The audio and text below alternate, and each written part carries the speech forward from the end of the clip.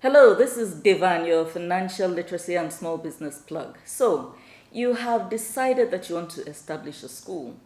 Before you ever get started, before you buy that plot of land, here are some things that you must keep in mind. First of all, you must do a feasibility study first. This is non-negotiable if you don't want to just wind up throwing your money into the breeze. It is something I advise for any business whatsoever that is not a micro business. Do a feasibility study. It tells you a lot, especially with regard to how viable that business is going to be, because we're looking at establishing a school from the business angle of things. When you have your feasibility study sorted out, then you need to have your business plan. So those two things, non-negotiable, have them ready. But other things that you must bear in mind. Point number one, you must go to your state Ministry of Education, liaise with them. You will apply for and be given the Federal Inspectorate Services Guidelines on minimum standards for the establishment of new schools.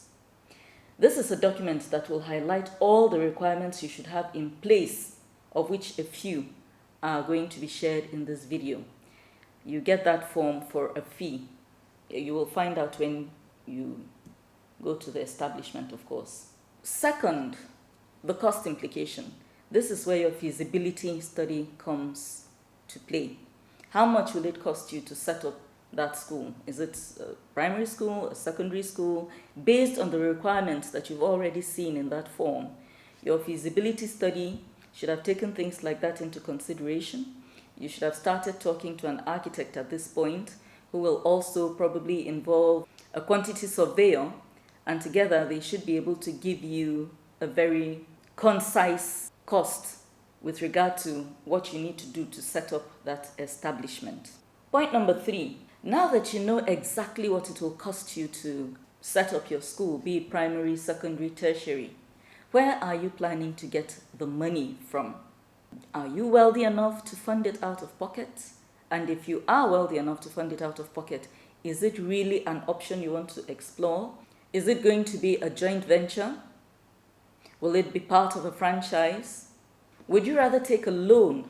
These are some of the things that you should seriously start considering as soon as you're definite about what it will cost you to set up that school. How are you going to fund it? So, as you're thinking about funding and things like that, remember you have to be a formally registered entity. And the way you do that is by going to the Corporate Affairs Commission. Get a name, have it properly registered. Of course, when you register with the CAC, you're going to be required to bring your list of directors and board of directors and things like that. So when you are going to do the registration, you should have all of those things sorted out. Very important.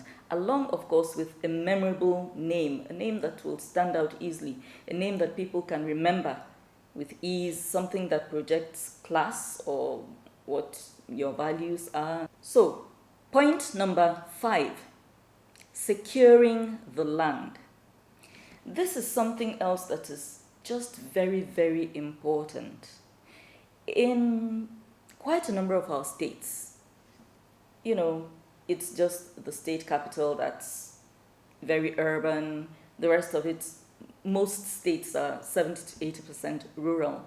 So once you step out of the state capital, you're going to find a whole range of communities that are happy to sell you land very, very cheaply. Run away from the temptation of just buying huge plots of land without liaising with the State Ministry of Education first. If you come to Abuja, for instance, you will notice that Durumi, which is very close to Area 1, you have a whole cluster of churches in that area. It is not an accident. Then when you come to the Central Business District, it is aptly named. That is where you'll find so many government enterprises, state government agencies, and so on and so forth in the Central Business District, and so on. So You might find that at the state level, the capital or other parts of the state have also been well mapped out in such regard. Make sure that you are guided by the State Ministry of Education and their requirements in getting that plot of land. Don't just go and buy land because it is cheap. Additionally, the community you are buying land in, you need to have some bit of history about that community. Is it the kind of community that is prone to attacks? Remember, opening a school in Nigeria today is not what it used to be, let's say some 10, 15 years ago, especially if it is a boarding institution. There's a very real possibility of the school being attacked. So you don't want to establish your school in a community that has a history of coming under attack by marauders. These are some of the things you should keep in mind when picking a location and when getting your land.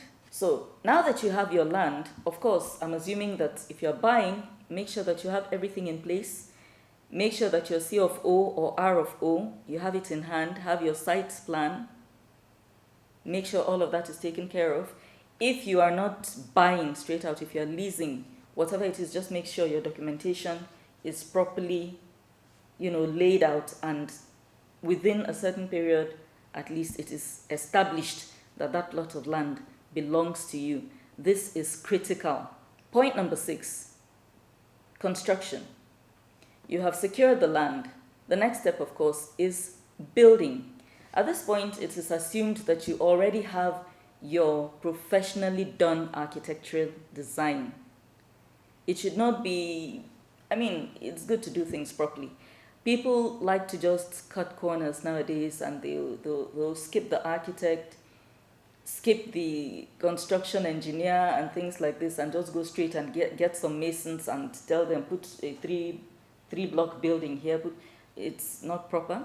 There's a reason why architects go to school for such a long time. There are so many things that they take into consideration that a mason would not. Make sure you get an architect involved if you want to do something that is of standard. Make sure that in the course of setting up your establishment, you use quality products. Your cement, sand, the iron rods you're going to use, everything. Things should be measured properly. The issue of buildings collapsing in Nigeria has become almost a norm, and it is sad. And usually the problem it begins right from the construction stage, because somebody was either trying to cut corners, got clever, was trying to be mischievous, whatever it is. Remember, you are going to have people's children in your care. The least you can do is make sure that these children are not seated one day and then the building comes caving in. Point number 7. Inspection. At the very point which you feel like you're ready to begin construction, again, get the state officials involved. At every step of the way as you're progressing, make sure they are involved so that you do not face any unpleasant circumstances later where they come and tell you, oh, this does not conform to standard, this is not based on the requirements, and so on and so forth. Make sure you have the state government officials involved every step of the way. Point number 8, get the uniforms designed. The design should be simple, elegant, classy. That's what I suggest.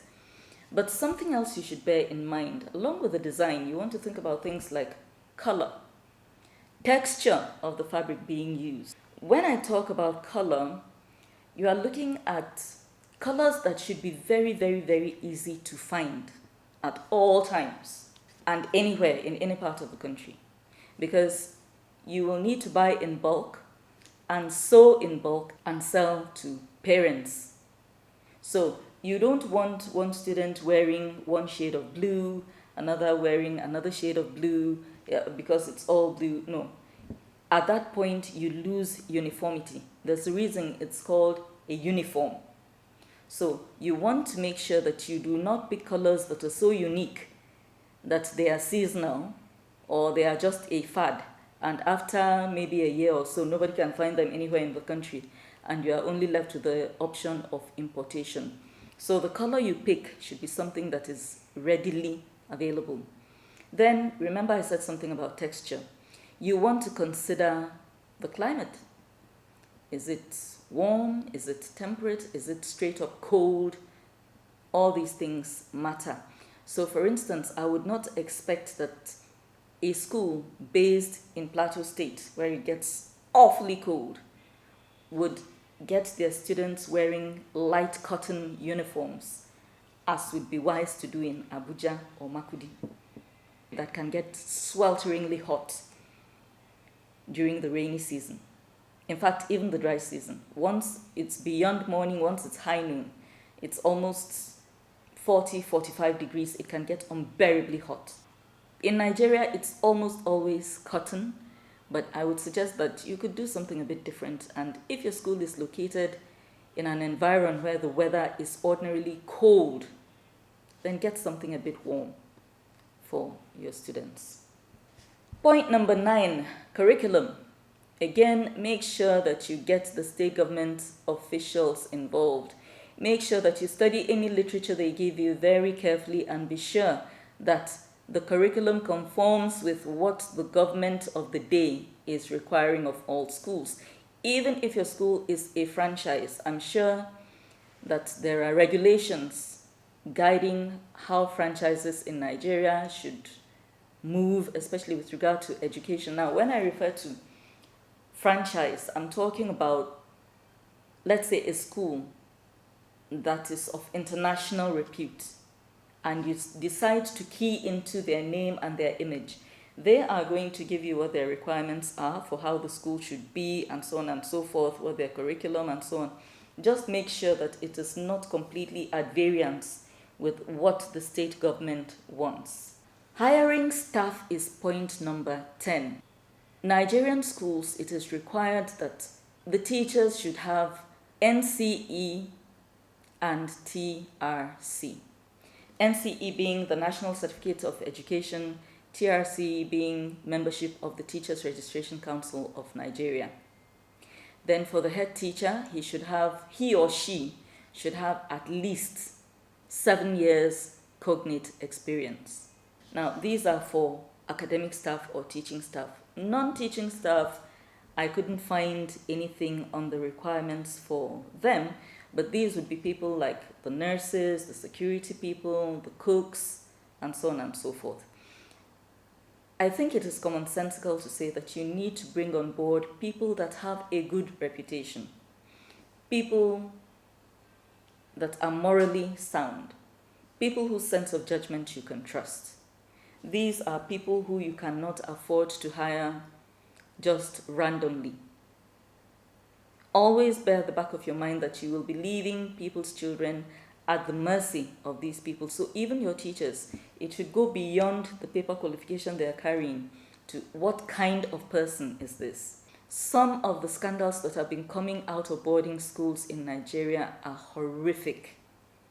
So if you don't want to be the next trending story, it is very critical to do some extra background checks on these people that are coming in. If they're people that have worked in other institutions before, you might want to go the extra mile and find out, beyond the people they have listed as their referees, what is this person's reputation in town. Point number 11 is going to focus on security. You must have some extra security, especially if your school is a boarding institution. So we're looking at CCTV, that's cameras. We're looking at perhaps private security outfits or firms. They tend to be a little more diligent than the state security agencies that tend to be overwhelmed. But also make sure that you get state security involved, like the police. Make sure that the school is located in an area where you can reach out on phone very easily. It should not be the kind of area where mobile phone service is completely flat or dead. It should be the kind of area that is not completely isolated. There was a time when that used to be a good idea, especially for boarding schools. Now, maybe not so much. And then by all means, make sure that as the proprietor of the school, you have a very good relationship with the community. In the course of buying the land, security and land go hand in hand, so I'll go back and forth on this, forgive me. While you are buying the land, If there were any people that needed settling, for instance, youth, some elders, some village heads, do it without grumbling.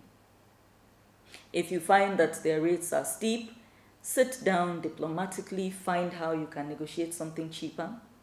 From time to time, do something for the community. If in the course of constructing the school, you have a little extra spare change somewhere, maybe the chief's palace is in need of renovation, it wouldn't harm you to touch it up. Putting a borehole somewhere in the immediate vicinity might not hurt, or even if it's just going to be a well, just try to have a good relationship with the immediate community. Because sometimes these marauders come from within those communities. In fact, I dare say almost all the time, they just happen to be a bunch of youth that have gone haywire. It's rare to find that communities are attacked by complete strangers who don't even know anything about the lay of the land. Even when that happens to be the case, they tend to work with people from within the community that are sellouts. So as the proprietor of the school, it is critical that you should have fantastic security for the school and an excellent relationship, or as close to excellent a relationship with the community as possible. So we have looked at 11 things that you should bear in mind when establishing a school in Nigeria. However, if you get a professional to do your feasibility study for you and the business plan, out of these two, you should be able to get all the information you need. But I'll still go ahead and share this. It's useful. In Nigeria, all primary schools are expected to have at least classes 1 to 3 at inception. And in fact, not at least, not exceeding classes 1 to 3 at inception, with a scale-up plan in place. Then land, we keep coming back to land, very critical. The requirements I have shared in this video are for primary and secondary. I don't even really know for tertiary, but most of them are applicable across board. You need a whole lot of land. You need at least 1.5 hectares. Between 1.5 hectares to 5 hectares of land if it's going to be a primary school. And for secondary school, you need between 4 to 8 hectares. That's huge expanses of land, multiple plots. So it's not something that you just plunge into. Then again, you must have between 2 to 6 million naira in the school's coffers at inception. On a final note, if you are thinking of establishing a school strictly as a business, well, there are certain things you should bear in mind. First of all, it is extremely capital intensive if you want to do something good. Then again, it's a long-term investment before it begins to yield. So it is not the kind of business I would advise the typical purely business-minded person to go into. There's nothing wrong with making money from education. That's not what I'm saying. I am saying, though, that if you're not somebody who is reasonably patient, if you're not somebody who is more invested in what the greater good will be of providing standard education to people around, if your eye is solely on the money, this is something that requires a lot of patience before you begin to get your return on investment. So please keep that in mind. And that's where I conclude today's talk. If you found it useful, like, share, comment, and subscribe. Then join us again 7 p.m. next Thursday. And remember, if you want to showcase your business, reach out to us on 09077 111 867. WhatsApp only. Thank you.